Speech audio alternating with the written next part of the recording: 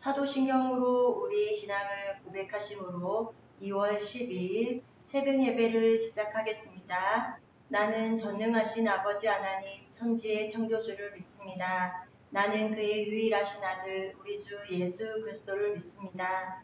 그는 성령으로 잉태되어 동정녀 마리아에게서 나시고 본디오 빌라도에게 고난을 받아 십자가에 못 박혀 죽으시고 장사된 지 사흘 만에 죽은 자 가운데서 다시 살아나셨으며 하늘에 오르시어 전능하신 아버지 하나님 우편에 앉아 계시다가 거기로부터 살아있는 자와 죽은 자를 심판하러 오십니다.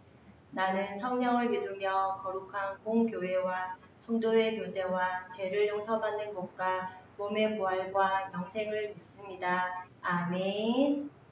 다 함께 찬송가 380장을 찬송하시겠습니다.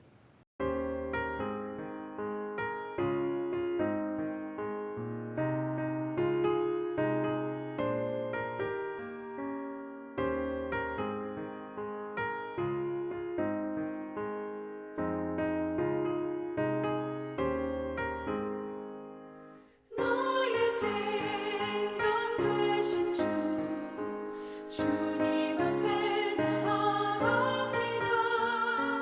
주의 흘린 보혈로 정케 하사 받아주소서. 날마다 주를 찬송하겠네. 주의 사랑 줄로서 나를 굳게 잡아매소서. 괴로운 세상 지낼 때 나를 인도하여 주소서. 주를 믿고 나가면 나의 길을 잃지 않겠네. 날마다 주를 찬송하겠네. 주의 사랑 줄로서 나를 굳게 잡아매소서. 세상 살아갈 때 주를 더욱 사랑합니다. 밝고 빛난 천국에 나의 영혼 들어가겠네. 날마다 주를 찬송하겠네. 주의 사랑 줄로서 나를 굳게 잡아매소서.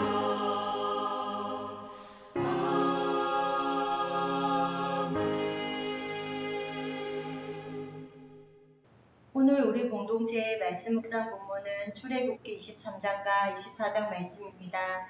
함께 나눌 말씀은 24장 1절에서 18절까지이며 이 시간 1절에서 8절까지 공독하고 말씀을 나누도록 하겠습니다. 또 모세에게 이르시되 너는 아론과 나답과 아비후와 이스라엘 장로 70명과 함께 여호와께로 올라와 멀리서 경배하고 너 모세만 여호와께 가까이 나아오고 그들은 가까이 나오지 말며 백성은 너와 함께 올라오지 말지니라.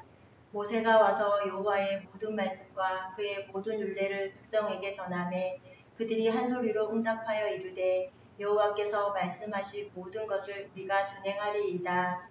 모세가 여호와의 모든 말씀을 기록하고 이른 아침에 일어나 산 아래에 제단을 쌓고 이스라엘 12지파대로 12기둥을 세우고 이스라엘 자손의 청년들을 보내어 여호와께 소로 번제와 화목제를 드리게 하고 모세가 피를 가지고 반은 여러 양푼에 담고 반은 제단에 뿌리고 언약서를 가져다가 백성에게 낭독하여 듣게 하니 그들이 이르되 여호와의 모든 말씀을 우리가 준행하리이다. 모세가 그 피를 가지고 백성에게 뿌리며 이르되 이는 여호와께서 이 모든 말씀에 대하여 너희와 세우신 언약의 피니라. 아멘. 오늘은 우리 코노수돈 형제 자매님들과 성경 읽기교에 따라 출애굽기 23장과 24장 말씀을 읽습니다. 이 시간 24장 1절에서 18절까지의 말씀을 함께 나누고자 합니다. 출애굽기 13장부터 24장까지는 계속되는 언약의 내용과 언약 체결에 대한 과정과 결론 부분으로 오늘 함께 읽은 24장에서도 말씀하고 있습니다. 1절에서 3절까지의 말씀을 먼저 보겠습니다. 1절에 또 모세에게 이르시되 너는 아론과 나답과 아비후와 이스라엘 장로 70명과 함께 여호와께로 올라와 멀리서 경배하고 2절에 너 모세만 여호와께 가까이 나아오고 그들은 가까이 나아오지 말며 백성은 너와 함께 올라오지 말지니라. 3절에 모세가 와서 여호와의 모든 말씀과 그의 모든 유래를 백성들에게 전하매 그들이 한 소리로 응답하여 이르되 여호와께서 말씀하신 모든 것을 우리가 준행하리이다 라고 합니다. 오늘 이 언약 체결식을 보면 아론과 나답과 아비후 즉 아론의 두 아들과 이스라엘 장로 70명이 언약 체결식에 참여하게 됩니다. 하나님께 올라오라는 명령을 받고 다들 올라갑니다. 여기에서 70은 대표적인 숫자입니다. 그리고 여기에 70명을 불렀다는 것은 전부 다를 불렀다는 것을 말합니다. 그런데 70명이 올라왔지만 하나님께서는 모세만 가까이 오도록 하게 하십니다. 모세의 지도력을 하나님께서 세워주시기 위한 것입니다. 하나님께서 일러주신 말씀을 모세가 전했을 때 백성들의 반응은 십계명과 유례를 다 준행하겠습니다. 다 지키겠습니다. 라고 합니다. 인간이 할 수 있는 것은 오직 지킨다고 밖에 할 수 없는 것입니다. 그런데 인간은 약속을 지킬 수 있는 능력이 없습니다. 그 다음 4절에서 8절까지의 말씀을 보면 4절에 모세가 여호와의 모든 말씀을 기록하고 이른 아침에 일어나 산 아래 제단을 쌓고 이스라엘 12지파대로 12기둥을 세우고 5절에 이스라엘 자손의 청년들을 보내어 여호와께로 소로 번제와 화목제를 드리게 하고 6절에 모세가 피를 가지고 반은 여러 양푼에 담고 반은 제단에 뿌리고 7절에는 언약서를 가져다가 백성에게 낭독하여 듣게 하니 그들이 이르되 여호와의 모든 말씀을 우리가 준행하리이다. 8절에는 모세가 그의 피를 가지고 백성에게 뿌리며 이르되 이는 여호와께서 이 모든 말씀에 대하여 너희와 세우신 언약의 피니라 라고 합니다. 지금 계속해서 언약 체결식이 진행되어지고 있습니다. 모세가 산에 올라가서 하나님으로부터 받아와서 그것을 다 일러주었더니 모든 백성들이 다 준행하겠다는 약속을 하면서 최종적으로 확인하는 절차로 하나님께 대한 온전한 순종을 표현하는 번제를 드리고 하나님과 우리의 화목을 상징하는 화목제를 드립니다. 그래서 소를 잡고 피를 여러 양푼위에다가 즉 반은 받아서 제단에 뿌리고 반은 백성들에게 뿌립니다.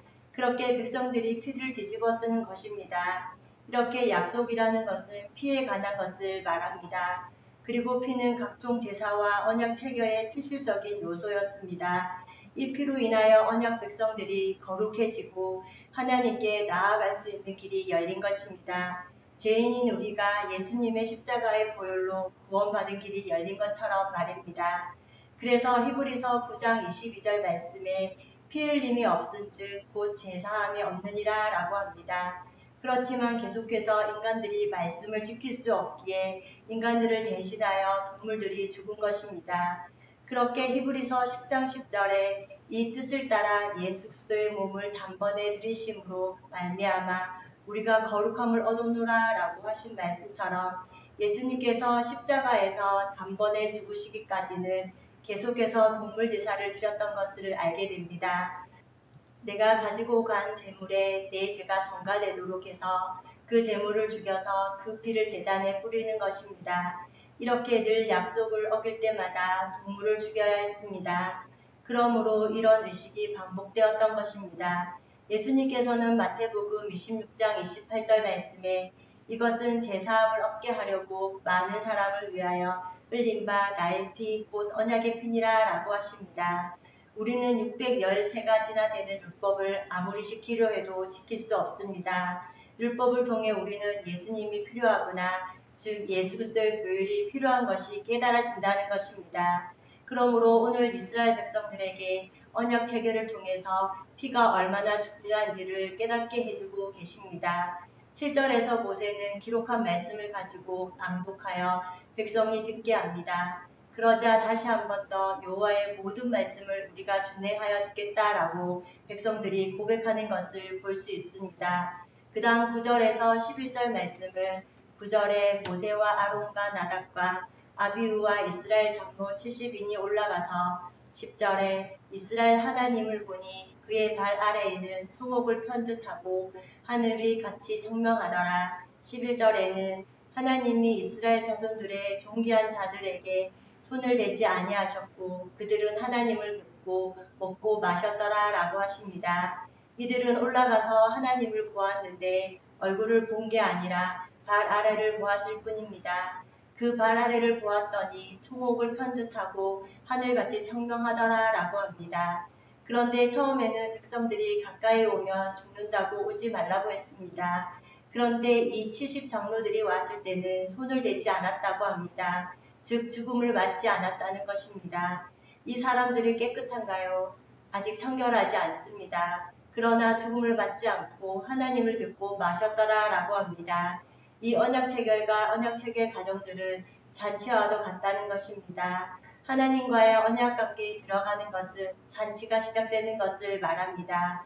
즉 천국 잔치를 맛보게 하는 것입니다. 그 다음 12절부터 14절까지의 말씀을 보겠습니다. 12절에 여호와께서 모세에게 이르시되 너는 산에 올라 내게로 와서 거기 있으라. 내가 그들을 가르치도록 내가 율법과 계명을 친히 기록한 돌판을 내게 주리라. 13절에 모세가 그의 부하 여호수아와 함께 일어나 모세가 하나님의 산으로 올라가며 14절에 장로들에게 이르되 너희는 여기서 우리가 너희에게로 돌아오기까지 기다리라. 아론과 홀이 너희와 함께 하리니 무릇 일이 있는 자는 그들에게 나아갈지니라 하고 라고 하십니다.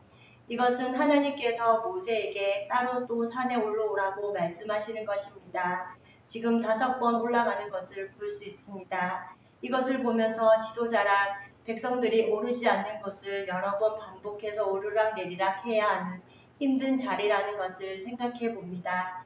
이렇게 지금 모세는 여호수아와 함께 하나님의 산에 올라가는데 이제 밑에 남아있는 백성들이 걱정이 됩니다. 그래서 14절에 장로들에게 우리가 너희에게로 돌아오기까지 기다리라는 것입니다. 모세가 오랫동안 없더라도 조용히 인내하며 기다리라는 것이었습니다. 지금 이스라엘 백성들을 가르치도록 율법과 계명을 친히 기록한 돌판을 내게 주리라고 하십니다. 모세에게 주어진 사명은 이 언약을 백성들에게 잘 가르치라는 것입니다. 즉 말씀을 잘 가르치라는 것을 말합니다. 이것이 모세가 감당해야 할 가장 중요한 사명이기 때문입니다. 그러므로 신명기 6장 6절에서 7절까지의 말씀을 보면 6절에 오늘 내가 내게 명하는 이 말씀을 너는 마음에 새기고 7절에 내 자녀에게 부지런히 가르치며 집에 앉았을 때에든지 길을 갈 때에든지 누워있을 때에든지 일어날 때에든지 이 말씀을 강론할 것이며 라고 합니다. 이처럼 날마다 말씀을 마음판에 새기고 부지런히 가르치는 것이 목적입니다. 그러므로 우리도 하나님의 말씀을 부지런히 배우고 성경을 깨닫는 은혜와 기쁨 속에 살아가는 우리 코너스톤 형제 자매님과 제가 되기를 소망합니다. 그 다음 15절에서 18절까지의 말씀을 보면 15절에 모세가 산에 오르매 구름이 산을 가리며 16절에는 여호와의 영광이 시내 산 위에 머무르고 구름이 여세 동안 산을 가리더니 일곱째 날에 여호와께서 구름 가운데서 모세를 부르시니라. 17절에는 산 위에 여호와의 영광이 이스라엘 자손의 눈에 맹렬한 불같이 보였고 18절에 모세는 구름 속에 들어가서 산 위에 올랐으며 모세가 40일 40야를 산에 있느니라 라고 하십니다. 구약에서 구름은 하나님의 임재를 나타냅니다. 지금 여세 동안 모세가 있는 동안 산에 구름이 함께 있다는 것은 하나님과 함께 있다는 것을 말합니다. 이제 일곱째 날에 모세를 불러서 40일 동안 모세를 데리고 있는 것입니다. 모세는 기도하는 가운데 하나님과 교제하며 기다림과 인내의 시간을 보내며 조용히 머물러 있었을 것입니다. 그것이 모세가 언약의 중재자, 믿음의 중보자로 하는 역할이라는 것을 알 수 있습니다. 문제는 산 아래입니다. 산 아래는 모세의 부재를 아론과 훌에게 지도자의 역할을 맡기고 올라왔음에도 불구하고 40일 동안 하나님의 구제로 보는 인내하지 못하는 백성들의 연약함을 우리는 알 수 있습니다. 이처럼 우리가 생각하는 알맞은 때에 하나님이 무조건 응답해 주실 것을 떼쓰지 않고 하나님의 때를 믿음으로 기다리며 항상 우리에게 좋은 것을 주시는 하나님을 100% 신뢰하는 가운데 합력하여 선을 이루실 하나님을 바라보아야 할 것입니다. 그리고 믿음으로 하나님을 기쁘시게 해드리는 우리 모두가 되기를 원합니다. 끝으로 오늘도 하나님의 말씀이 우리 안에서 생명이 되게 하시고 진리가 우리를 자유케 한다고 하신 것과 같이 말씀 안에서 참된 자유와 기쁨을 누리는 하나님의 백성들로 살아가는 하루이기를 소망합니다. 다 함께 찬송가 182장을 찬송하시겠습니다.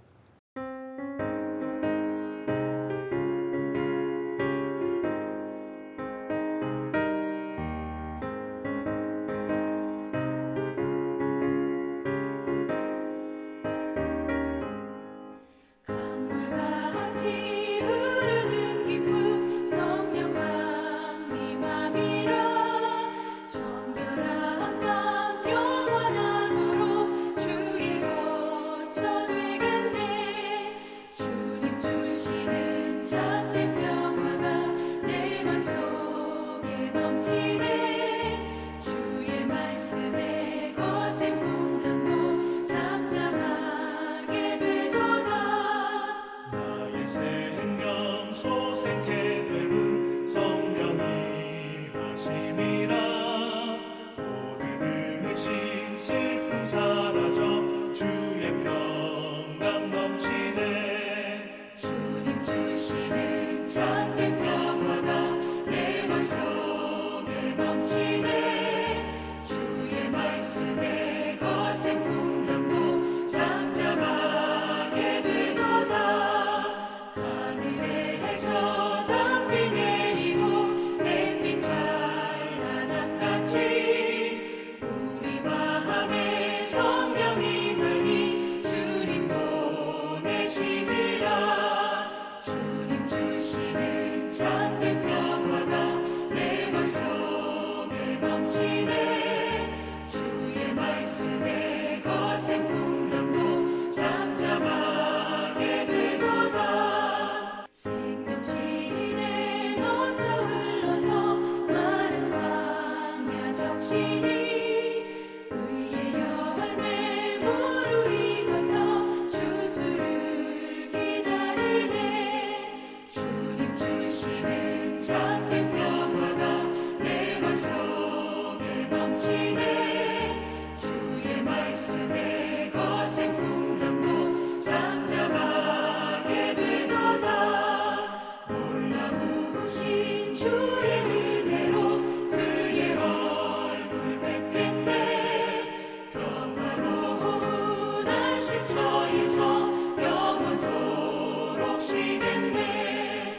주님 주시는 참된 평화가 내 맘속에 넘치네. 주의 말씀에 거센 풍랑도 잠잠하게 되도다. 함께 기도하시겠습니다. 사랑의 하나님, 오늘도 주님 손 꼭 잡고 담대히 걸어가기 위해 예배로 하루를 시작해 하신 은혜를 감사드립니다. 오늘 출애굽기 24장 말씀을 통해 우리에게는 말씀을 온전히 지킬 능력이 없음을 다시금 깨닫게 하시며 예수 그리스도의 핏값으로 거룩한 하나님의 백성이 되게 하심을 감사합니다. 또한 우리를 위하여 단번에 죽으심으로 그 보혈에 의지하여 나아갈 때 우리에게 죄로부터 완전한 자유를 선언하신 하나님의 사랑이 얼마나 놀라운 은혜인지를 날마다 기억하게 하옵소서. 어디를 가든지 담대한 믿음의 사람으로 내 안에 계시는 주님의 빛이 어둠을 몰아내는 능력의 삶을 살아가기를 원합니다. 내일을 몰라 두려워하는 세상 속에서 믿음으로 이기며 미래를 약속받은 자녀들답게 날마다 주님과 함께 담대한 믿음으로 사는 진정한 믿음의 사람들이 되게 하옵소서. 말씀을 배우고 묵상하면서 하나님께서 우리와 동행하심을 항상 느끼게 하여 주시고 진리의 말씀이 우리를 자유케 함으로 생명의 능력을 경험하는 삶이 되게 하옵소서. 지난 주일 하나님의 친구 시리즈 말씀 중 하나님의 계획을 듣는 하나님의 친구라는 제목으로 말씀을 듣게 하시니 감사합니다. 하나님께서 아브라함에게 그리고 예수님께서 제자들에게 그리고 우리에게도 성경의 좋은 말씀뿐만 아니라 불편한 말씀도 하셨음을 그러므로 주님 만날 날이 가까이 온 걸 알고 깨어 있어야 함을 말씀을 통해 깨닫게 하시니 감사합니다. 그렇기에 거듭난 하나님의 친구들은 온 세상에 무서운 일들이 있음을 압니다. 그리하여 예수님의 친구로 초청받은 사람답게 이런 일들이 있을 때 두려워하지 않고 믿음으로 준비하는 모두가 되게 하옵소서. 하나님의 친구인 우리는 그리스도인에게 일어난 일들을 또한 알고 너희의 머리털 하나도 상하지 아니하리라. 너희의 인내로 너희 영혼을 얻으라 하신 말씀처럼 성령을 따라 기뻐하고 또한 성령께서 주시는 기쁨으로 하늘에서 받게 될 상급이 큼을 믿음으로 믿고 그날을 소망하게 하옵소서. 하나님의 친구들은 세상에서 위축되고 힘들지만 영광스러운 그날을 소망하며 하나님의 계획을 알고 살아가는 우리 코너스톤 성도님들이 되게 하옵소서. 오늘도 구원받은 은혜를 감사하며 영과 흥과 육이 강건한 하루가 되기를 기도하며 우리를 죄에서 구원하여 주신 예수님의 이름으로 기도드립니다. 아멘. 이 시간 합심으로 기도할 제목을 나눕니다.